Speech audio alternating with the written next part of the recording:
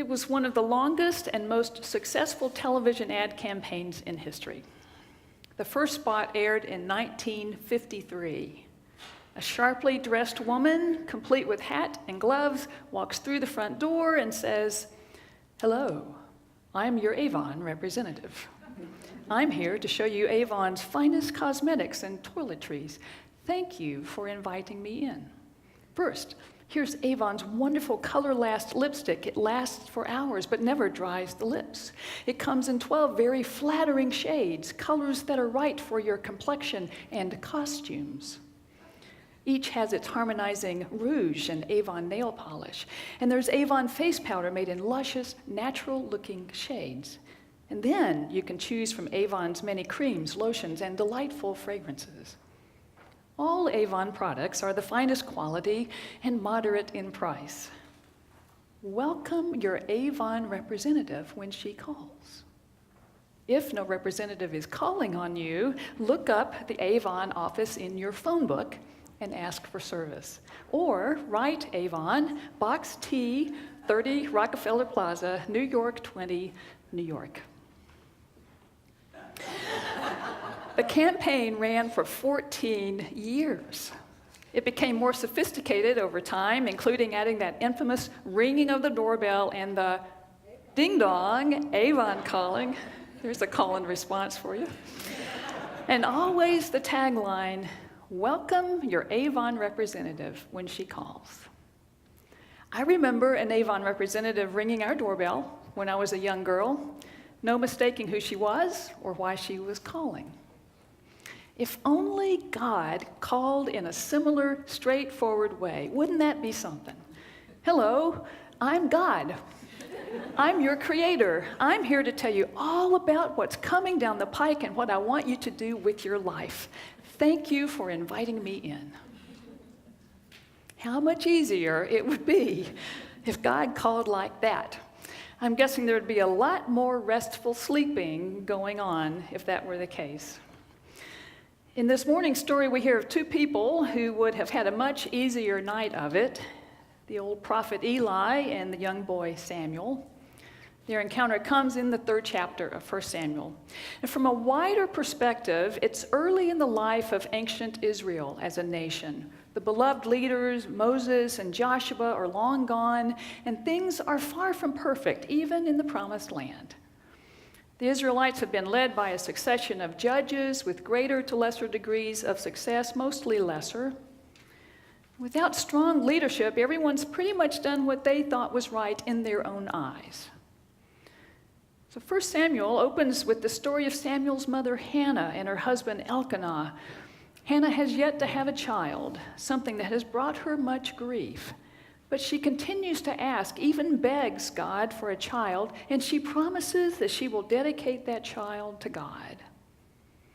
One day she encounters the priest Eli, who tells her that her prayer will be answered. And it is. And she does as she's promised. She dedicates her baby boy to God, a common practice in that day. That's how it comes to be that Samuel is with Eli in the temple, learning to be a priest. And so it happens one night that Samuel is bedded down in the temple, essentially keeping watch over the Ark of the Covenant, which is the chest that holds the 10 Commandments. And Eli is asleep in another room. And the boy hears a voice calling his name, Samuel. So he gets up, he goes to Eli and says, "Here I am, you called me." And Eli says, "I didn't call you, go back to bed." And the same thing happens 2 more times. So maybe it was his advanced age, maybe it was because it was the middle of the night, maybe a combination of the two. Whatever it was, it takes 3 times for Eli to realize what's going on. God is calling Samuel. So Eli tells him, "Go, lie down, and if you're called again, say, 'Speak, Lord, for your servant is listening.'" So Samuel goes back to bed, and God does speak again, and Samuel replies, "Speak, Lord, for your servant is listening." Now that's where the passage ends for this morning. What follows is the message that God wants Samuel to share. It's a message that reveals what God is planning to do next with the Israelites. You know, we live in a society that seems to be on call 24 hours a day, 7 days a week. Mobile devices make it possible for us to be available wherever, whenever, and rarely are we without those devices. I confess, it's a challenge for me to leave my house without my phone with me, even to run a quick errand or to go work in the yard. Medical professionals talk about something they've dubbed phantom buzz. It's experienced by those people who feel a vibration in their pocket and think their phones are buzzing when they really aren't. It's likened to those folks who have lost a limb and have phantom pains. And scam artists are taking full advantage of our fixation with our phones. I have trained myself at this point not to answer a call if it's from out of state, or if the first 3 digits of the incoming number are the same as the first 3 digits of my own number. Because on the other end of the line awaits a robocaller ready to tell me that the IRS is coming after me if I don't pay up, like now. It's a wonder to behold when everyone's device goes off at the same time, which happens with an Amber Alert, sometimes with severe weather, or, as was the case yesterday morning, a little after 8 o'clock local time when everyone in another part of the country received the same message.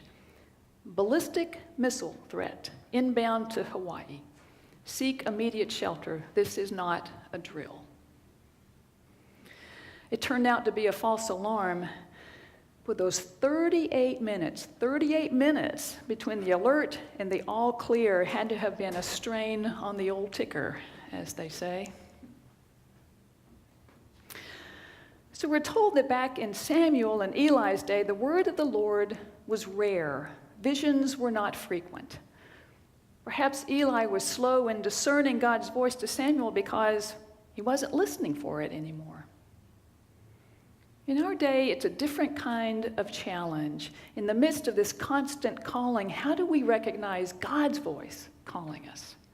God's voice is in that mix, to be sure. I mean, it's an odd thing to begin with, or at least it can make us seem a little odd. Lily Tomlin says, or asks, why is it that when we speak to God, we're praying, but when God speaks to us, we're schizophrenic? I think one reason it's challenging is because it's easy to miss God's call. We don't have major disruptions like Moses encountering God in the burning bush, or Paul essentially being struck by lightning, or Zacchaeus climbing a tree only to watch Jesus walk right over and talk with him directly. Instead, as one commentator puts it, most people speak of a quiet, slow awakening to God's voice, perhaps to a life of service or an injustice that needs to be addressed. Like Samuel, they often tell about a period of uncertainty regarding what they are being called to do or to be. Also, Samuel needed Eli to explain to him what these stirrings mean. It often takes others in our lives to aid us in understanding the call God places before us. We remember Martin Luther King Jr. this weekend. King never set out to be a national civil rights leader. He'd gone into the ministry, mostly because his father was a pastor, and Martin always wanted to do what his dad wanted him to do. So King was on track to be a professor, possibly president of Morehouse College someday. So he graduated from seminary, and he married Coretta Scott, and they moved to Montgomery, Alabama, so that King could become the pastor of Dexter Avenue Baptist Church. He was content being a pastor and a preacher until December the 1st, 1955, when Rosa Parks, middle-aged Taylor's assistant who was tired after a hard day's work, refused to give up her seat on the bus to a white man. The Clergy Association gathered immediately and knew something had to be done, but nobody else wanted to be in charge. So they nominated the new guy on the block, the new young pastor in town, to be the leader of the Montgomery bus boycott. For 13 months, the 17,000 black citizens of Montgomery walked to work, or they rode with the few black families who had cars. For 13 months, there was harassment and intimidation and arrests. But finally, After more than a year of lost revenue and a decision by the Supreme Court, the Montgomery Bus Company was forced to fully integrate. And in the course of that boycott, Martin Luther King Jr. came home late one night, exhausted, frightened, and overwhelmed. The phone rang. And on the other end of the line was an angry voice that issued one ugly threat. We're going to get you. King hung up the phone, stood in his kitchen, frozen. He wanted to call Daddy King for reassurance and advice, but Daddy King wasn't there. And then he said it was like a voice. Martin, you do what's right. You stand up for justice. You be my drum major for righteousness. I'll be with you. That night, through an ugly, racist phone call, Martin Luther King Jr. heard his name called, and he knew what God wanted him to do. His life was changed forever, and that life, used so well by God, changed the world. The story of Samuel comes in this season of Epiphany, the season when we look once again at how God has revealed God's self in history and in our time. The issue isn't whether God still speaks. Epiphanies are happening all the time. The issue is whether we are listening, whether we're creating enough space to hear and to discern. For Samuel and Eli, it took 3 times before the aha came. Sometimes it takes a lifetime. One commentator says God's voice is all around us. In a news story about hungry children in our state, or about people who have inadequate health care, God's voice is all around us in a new piece of information about domestic violence, in a phone call from a friend or an acquaintance or a relative that signals a need, in a conversation about a class or a group of people who are treated unfairly. We can't answer every need with an all-out response. There isn't enough time or energy. But some needs will call out to us more than others because each one of us has different receptors. In many ways, it's the classic call and response. It's a musical term, but it's also a term in communication. There is that first line, followed by the second one, like Marco Polo. Knock, knock. So knock, knock. Atch. Bless you. God calls to us. God calls to us and waits for our response. The psalmist assures us that wherever we are, we have the potential to hear God's call. There's no place we can go but that God is there. No place. So I want to close by inviting you to join me as I line out a portion of Psalm 139. That's another variation of call and response. You don't need anything to look at. You just need to listen to me and follow my lead. O Lord, you have searched me and known me. You have searched me and known me. You know when I sit down and rise up. You discern my thoughts from far away. You search out my path and my lying down. And are acquainted with all my ways. All my ways. All my ways. Even before a word is on my tongue, you know it completely.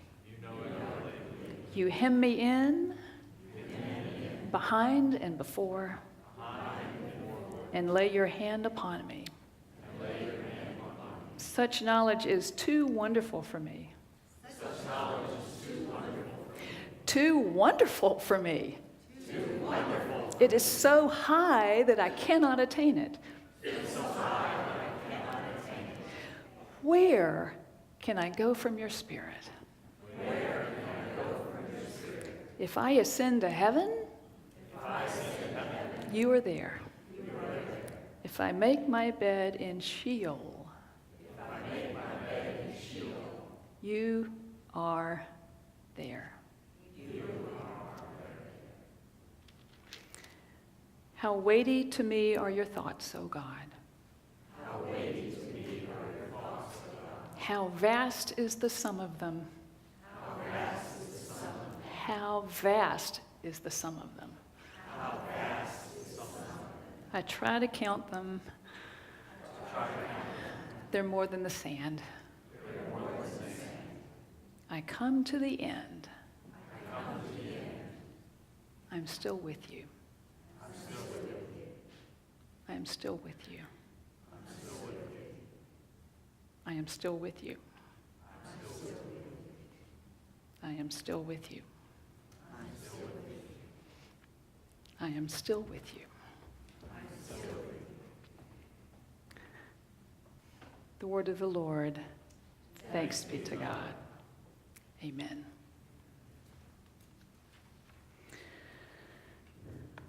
Let us stand and affirm together what it is we believe.